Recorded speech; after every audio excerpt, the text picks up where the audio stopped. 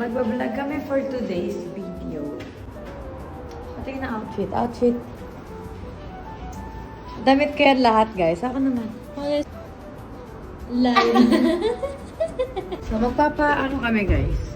Magpapapilik mata kami ngayon. Tapos, pilik mata kami, no? First time niya magpa-eyelash extensions. Magpa-eyelash extensions kami. Then, magkapakabit ako ng hair kasi gusto ko ulit magpalok.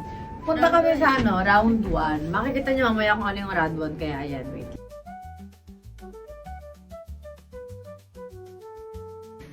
So, tapos na kami magpapilik mata, guys. Ito ako palagi nagpapapilik mata. Tingnan ko sa kanya. Patingin mo. Ano yan? Nagsalamin. Kasi mas mahaba ata yung nilagay sa kanya. Wala kasi ako nakakapilik mata. So, ayan.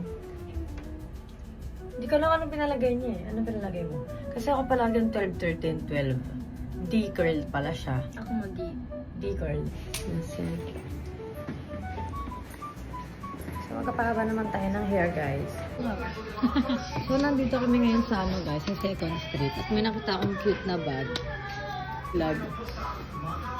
Ang ganda niya, ang cute niya, Louis Vuitton. May nabenta na kasi akong Palm Spring dati. So, tignan niyo yung price. Ano ba yung price? Lapit ng camera. 10 lapad. So, 37K. Ang cute. Cute po. Kasi gusto ko namimili dito kasi ang mumura lang ng mga nila. Hindi naman mura.